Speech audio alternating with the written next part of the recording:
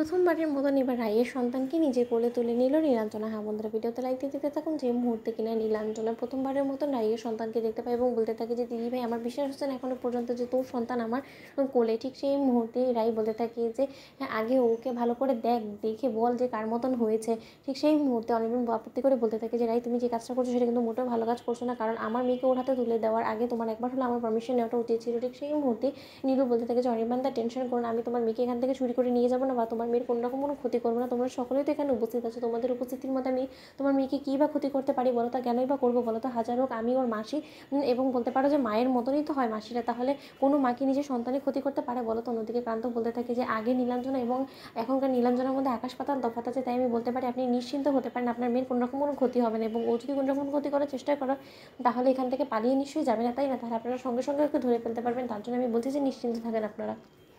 অন্যদিকে যখন রাইয়ের মেয়েকে নিয়ে নীলাঞ্জনা আবেগ আপ্লুত হয়ে যায় এবং বলতে থাকে যে জানিস, তোর মার সঙ্গে আমি অনেক অন্যায় অবিচার করেছি, কিন্তু তাই বলে আমি সেই সকল পাপের প্রায়শ্চিত্ত অক্ষরে অক্ষরে করব, এবং সেটা শুরুই হবে তোকে দিয়ে, কারণ আমি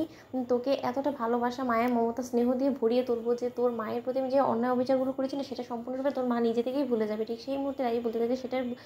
আমার বুঝতে বাকি আছে, কারণ আর যাই হোক না কারণ আমি তো ভেবেই ফেলেছি যে আমার ওকে বড় করে তোলার কোনো রকম কোনো প্রয়োজন নেই, এবং আমার ওকে বড় করার জন্য বিন্দুমাত্র কোনো রকম কোনো হ্যাসেলও আমাকে ফেস করতে হবে না, কারণ দুটো মাসেই থাকতে আমি কেন টেনশন করবো। ঠিক সেই মুহূর্তে ক্রান্ত বলতে থাকে যে না, সেটা হয়তো বা খুব সম্ভবত সম্ভব হবে না, মাসে এক এক সময় হয়তো বা আপনাদের দেখা হলেও হতে পারে, কারণ নীলাঞ্জনাকে এখন আপাতত আমার সঙ্গে গ্রামে ফিরতে হবে, কারণ এখন নীলাঞ্জনা সেই গ্রামেরই বউ, এবং ওরকে সেই পরিচয়টাকেই এখন আপন করে নিয়ে সেখানে বাঁচতে হবে। এখন আর শহরের মেয়ের সকল চাল চলন এখন ওকে ধারণ করলে কোনো মতেই আর চলবে না, কারণ সেখানকার পরিবেশের সঙ্গে ওকে এখন খাপ খাইয়ে নিতে হবে এবং সেই পরিবেশের সঙ্গে ওকে অভ্যস্ত হতে হবে, এবং তার জন্য আমি আশা করবো যে আপনারা ওকে আশীর্বাদ দিবেন এবং ওকে বিদায় দেওয়ার জন্য আপনারা প্রস্তুতি নেবেন। ঠিক সেই মুহূর্তে রাইয়ের মা বলতে থাকে যে বিদায় দেওয়াটা কী আছে, যেরকম করে ওকে হাত ধরে ড্যাং ড্যাং করে এখানে চলে এসেছে মুখ উঠে, ঠিক সেরকম করে ফিরে যাও, ওকে কেউ আটকানোর চেষ্টা করবে না, কারণ আমরা কেউ ওকে মন থেকে অ্যাকসেপ্ট করবো না, কারণ ও যে জঘন্য কাজটা করেছে তারপর তোকে অ্যাকসেপ্ট করার কোনো প্রশ্নই ওঠে না। রাইয়ের দাদাভাই বলতে থাকে যে মা, এবার নিশ্চয়ই তুমি ওর প্রতি দুর্বল হবে না। ঠিক সেই মুহূর্তে রাইয়ের মা বলতে থাকে যে দুর্বল হওয়ার তো কোনো প্রশ্নই ওঠে না, আমি কোনো মতে ওকে আমার জামাই হিসেবে আমি অ্যাকসেপ্ট করবো না, কারণ সৌর্যের সঙ্গে তুই নিজের সংসারটা যদি টিকিয়ে রাখতে পারতিস না, তাহলে হয়তো ওর মতন একটা অপরাধী কাছে তোরকে নিজেকে আত্মসমর্পণ করতে হতো না। তুই নিশ্চয়ই বাধ্য হয়ে ওর কাছে বিয়ের পিড়িতে বসেছিস, কিন্তু তার সত্ত্বেও তোকে আমি একটা কথা বলবো, তুই জীবনে 1000বার ভুল করেছিস এবং সেই ভুলগুলোকে বারবার করে